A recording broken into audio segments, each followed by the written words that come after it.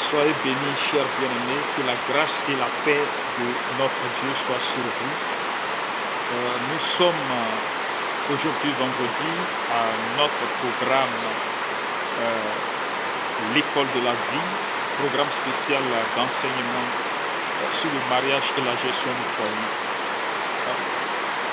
C'est donc avec votre serviteur, l'apôtre Désiré Brito de la mission du Centre d'évangélisation, de formation et d'encadrement des chrétiens, basé en Côte d'Ivoire, dans le district d'Abidjan et précisément dans la commune d'Aniema. Et ce jour donc nous avions déjà commencé il y a quelques jours avec le thème l'homme à l'image et la gloire de Dieu, l'homme image et la gloire de Dieu. Nous avions précédemment abordé le sujet concernant la femme. Aujourd'hui, nous sommes à la suite donc du sujet concernant l'homme. Aujourd'hui, nous allons finir avec et nous allons entamer donc l'institution du mariage le vendredi prochain. Alors donc, aujourd'hui, comme je le disais, l'homme, image et la gloire de Dieu, suite et fin.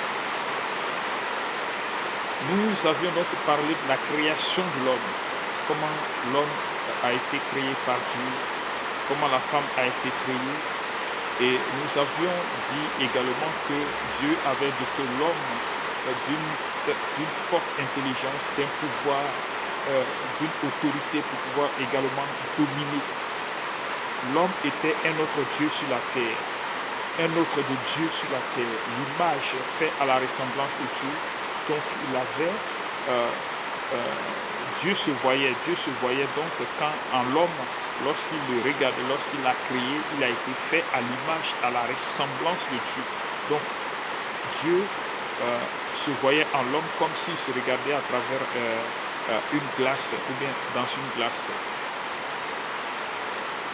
Alors aujourd'hui, nous allons donc aborder dans ce même sens avec quelques précisions. Dieu crée l'homme, lui donne le pouvoir et la domination pour garder, protéger et entretenir ce que Dieu lui a confié, y compris la femme et sa descendance. Le pouvoir et la domination de l'homme vont jusqu'à imposer le règne de Dieu sur la terre. N'oublions pas que l'homme est un autre de Dieu sur la terre. Comme je le disais tout à l'heure, l'homme est un autre de Dieu sur la terre. Voilà, donc ainsi, l'homme reçoit de Dieu le pouvoir, la domination, l'autorité pour gérer tout ce que Dieu a créé, y compris les choses qui sont dans le ciel, tout comme celles qui sont sur la terre et même sous la terre. Donc l'homme avait un pouvoir, une domination totale. Amen. À l'exception de Dieu, parce que Dieu est suprême. Alors, ce soir, aujourd'hui donc, nous voyons la raison pour laquelle Satan est déchaîné contre l'homme. Laissez-moi vous dire que la semaine passée, j'ai dit, dans le jardin d'Éden, quand Satan est venu, il ne s'est pas adressé directement à l'homme. Il est allé tout droit vers la femme qu'il a réussi à séduire pour atteindre l'homme. Il ne pouvait pas aller directement vers l'homme. Pourquoi? Parce que l'homme était investi d'un pouvoir, d'une puissance, d'une autorité, de la gloire de Dieu qui était sur lui.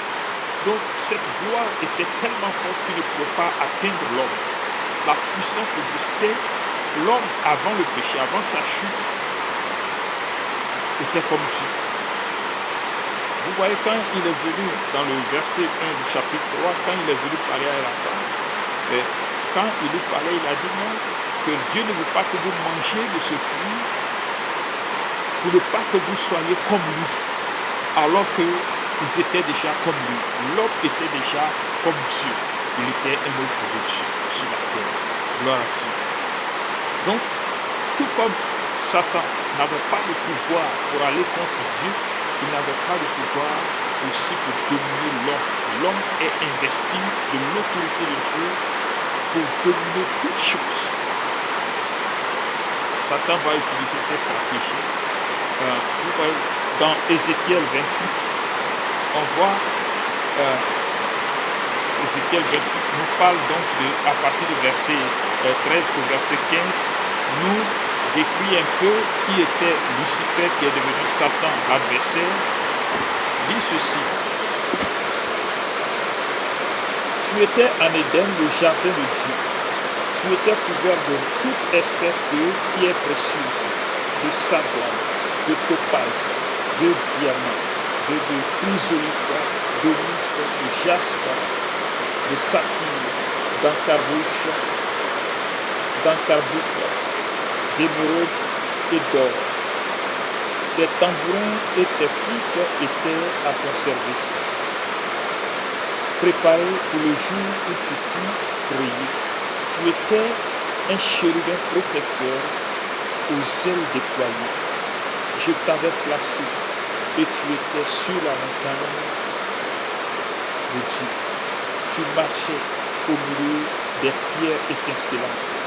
Tu étais intègre dans tes voies depuis le jour où tu fus créé jusqu'à celui où l'iniquité a été trouvée chez toi.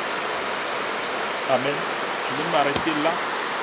Il était glorieux et Dieu l'appréciait jusqu'à ce que maintenant l'iniquité fut trouvée chez lui. Alors quelle est cette iniquité-là qui a été trouvée chez Satan? Je vais vous expliquer ça dans Ésaïe 14, Ésaïe chapitre 14, à partir du verset 12. Ésaïe chapitre 14, à partir du verset 12. Il dit: te voilà tombé du ciel, astre brillant, fils de l'aurore. Tu es abattu à terre, toi, le vainqueur des nations. Tu disais en ton cœur: je monterai au ciel, je lèverai mon trône au-dessus des étoiles de Dieu. Je m'assirai sur la montagne de l'assemblée, à l'extrémité du sanctuaire.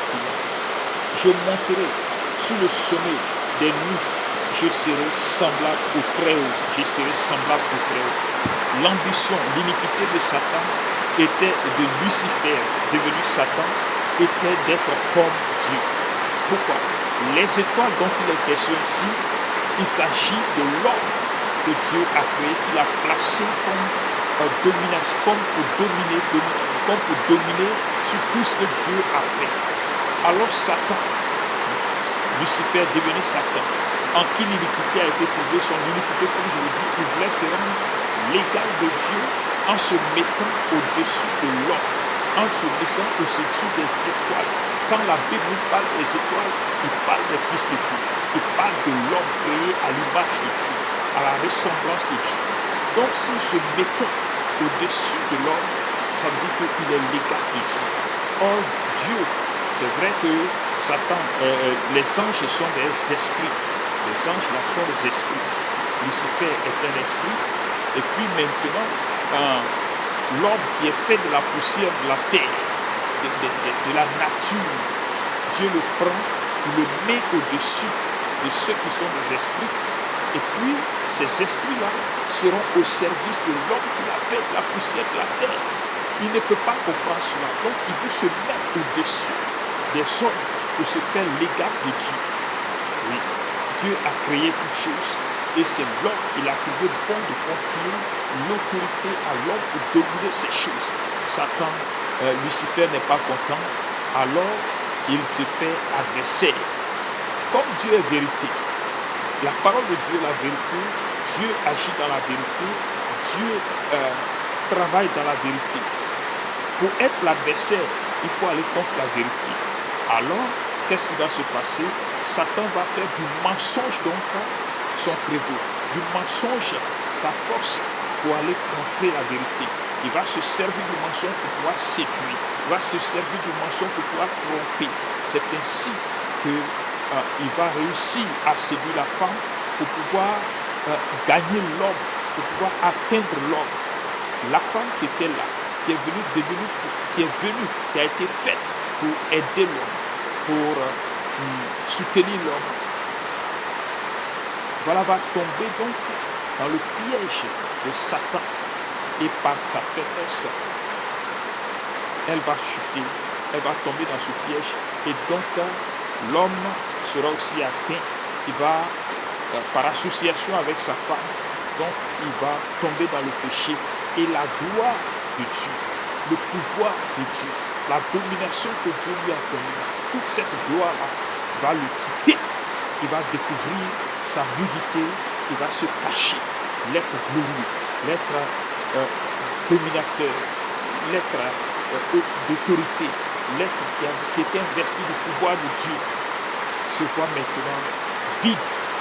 Il a perdu son sens de la divinité, son sens d'autorité, son sens de l'autorité, son sens de la domination. L'homme perd son pouvoir, oui, à cause du péché. Oui, il a désobéi à la parole de Dieu. Gloire à Dieu. C'est comme ça que Satan a réussi, s'est attaqué à l'homme parce qu'il voulait se faire l'égal de Dieu. Mais Dieu ne lui a pas donné cette possibilité d'être son égal. Donc il le précipite sur la terre. Quand il l'a précipité sur la terre, la Bible dit que Satan est tombé sur la terre. Il a pris position sur la terre. C'est pourquoi sur la terre, il a réussi donc à séduire la femme, à séduire l'homme, à gagner l'homme. En gagnant la femme, il a réussi à gagner l'homme. Et la gloire de Dieu qui faisait de Dieu et de l'homme, la gloire de Dieu qui faisait de l'homme un autre de Dieu sur la terre, a quitté l'homme et l'homme s'est retrouvé comme vide. Il n'a aucun pouvoir, il a perdu son pouvoir, il a perdu son autorité, il a perdu sa domination et maintenant il sera sous l'influence du diable. Gloire à Dieu. Mais gloire soit rendue à notre Seigneur, le Dieu Tout-Puissant, qui a envoyé Jésus-Christ, par la présence de Jésus-Christ, par l'œuvre de Jésus-Christ, qui a été accomplie à la croix, et par sa présence à nos côtés dans notre vie, par la présence du Saint-Esprit, par la restauration de la parole de vérité en nous, Dieu, donc par Jésus-Christ, restaure ce pouvoir, restaure cette autorité, restaure cette domination, et que nous puissions être repositionnés à notre poste pour dominer, là, cette fois-ci, en association avec Dieu lui-même, par le Saint-Esprit, par Jésus-Christ, par la parole. Nous retrouvons cela. Gloire à Dieu. Et le Seigneur Jésus dit, tout pouvoir m'a été donné dans le ciel et sur la terre. Aussi, il nous a donné le pouvoir. Il dit, je vous ai donné le pouvoir afin de marcher sur toute la puissance de l'ennemi. Gloire à Dieu. Gloire à Dieu. Oh, gloire à Dieu. Oui, Jésus est venu restaurer cette autorité, cette domination que nous avons. Et avec lui, dans l'union avec lui, avec le Saint-Esprit, avec la parole de Dieu, nous gagnons encore de nouveau, nous retrouvons encore de nouveau dans cette place privilégiée que nous avions au départ, que nous avions perdue à cause de la séduction qui est venue dans notre vie par la ruse de Satan. Que le Seigneur soit béni. Gloire à Dieu. Donc, retenez que les étoiles, c'est nous, c'est les hommes, les fils de Dieu que nous sommes. Retenez également que nous sommes les hommes, un autre de Dieu sur la terre. Oui, au départ, dans le jardin, investi du pouvoir, de l'autorité, de la domination, et cette grâce, cette gloire qui était sur nous, que nous avions perdue là, a été restaurée, renouvelée par la venue de Jésus-Christ, par l'œuvre du Christ dans notre vie. Ainsi, nous retrouvons donc nos capacités pour gérer, pour entretenir, pour protéger les choses précieuses que le Seigneur dépose en notre possession. C'est pourquoi nous sommes des intendants. Dieu nous confie des choses précieuses et nous devons les gérer, nous devons les entretenir, nous devons les garder précieusement, mais avec le pouvoir que le Seigneur nous a donné. Que le Seigneur soit béni. Que le Seigneur soit béni. Gloire à Dieu.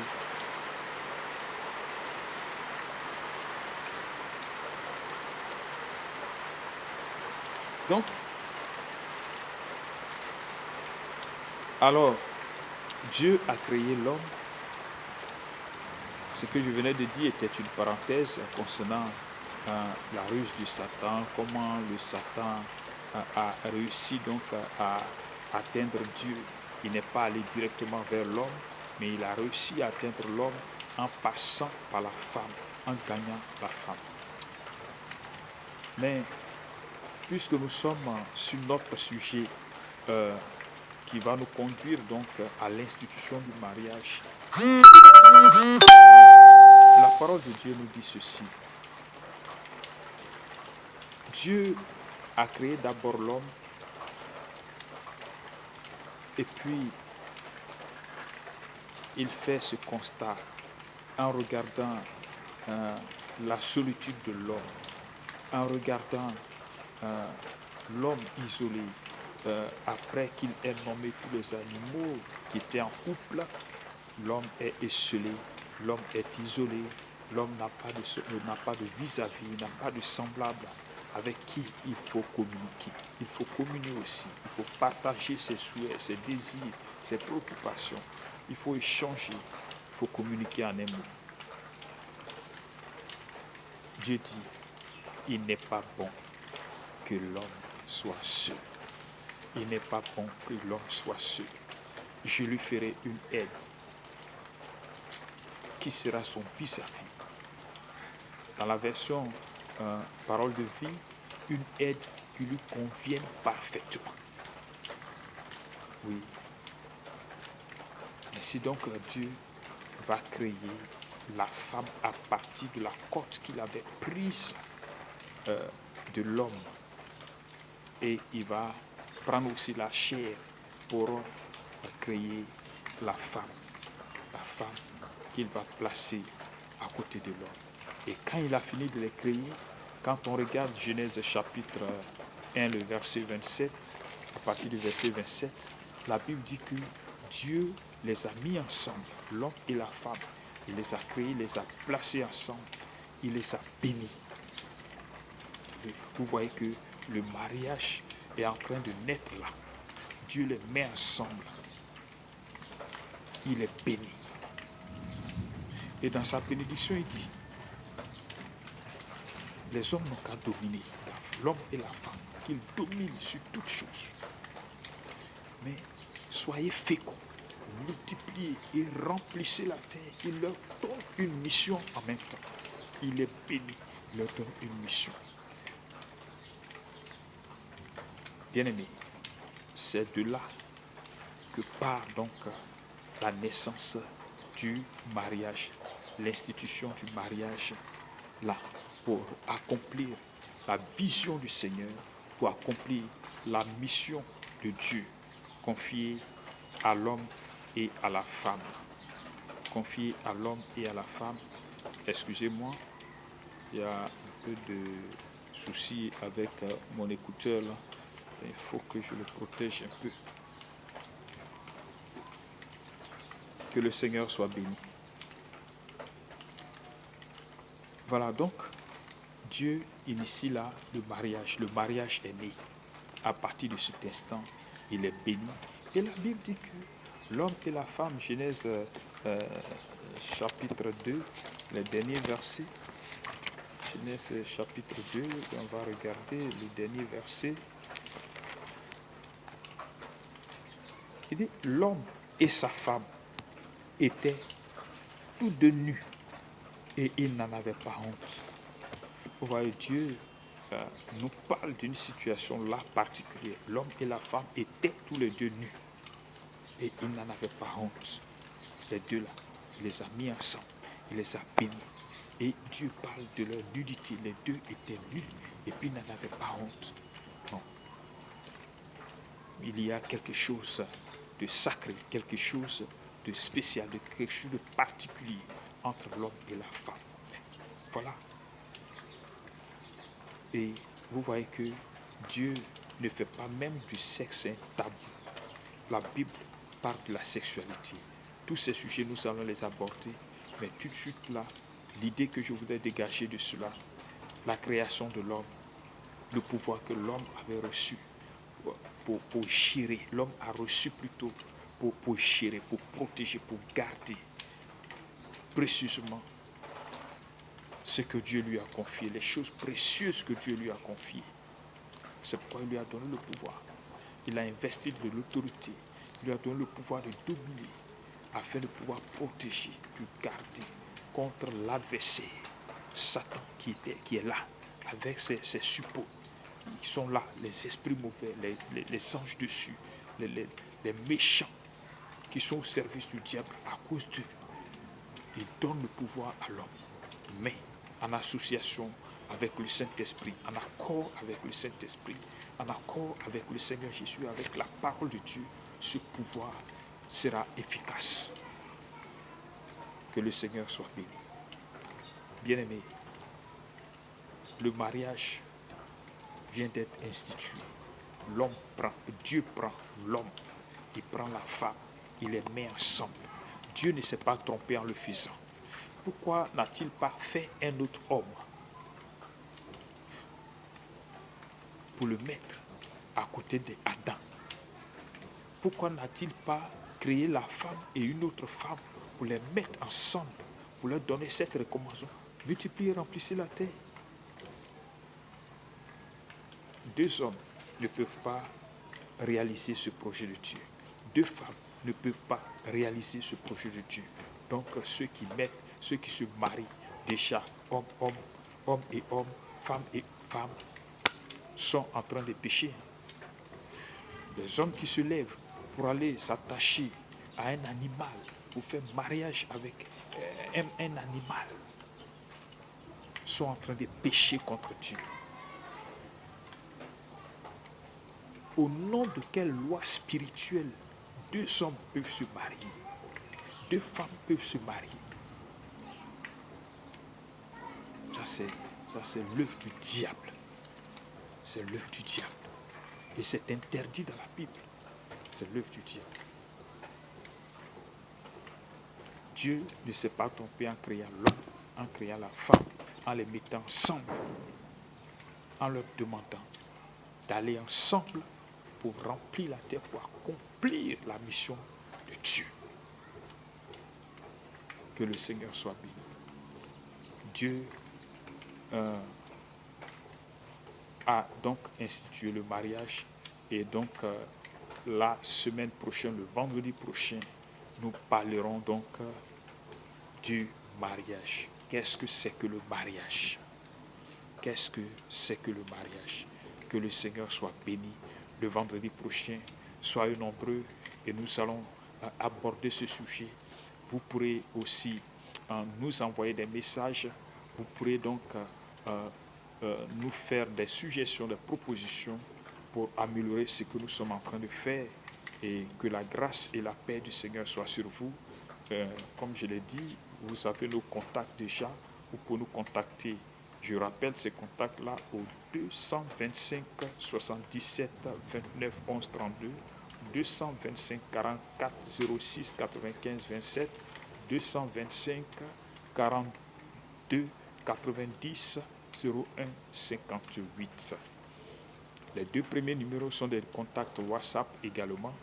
Vous pouvez nous écrire ou alors nous écrire aussi sur notre chaîne YouTube directement.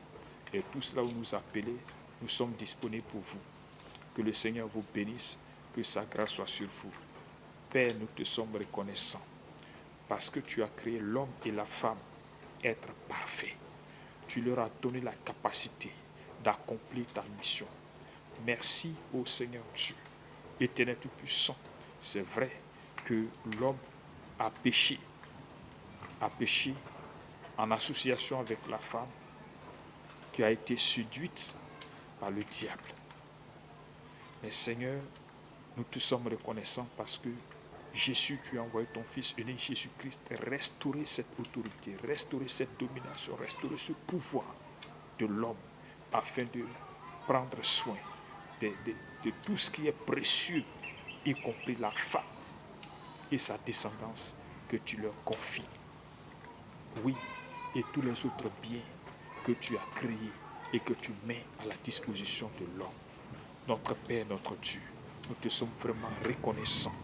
Oui, parce que à partir de là aussi, tu as institué le mariage, tu as créé l'homme, tu as créé la femme, deux êtres vraiment merveilleux.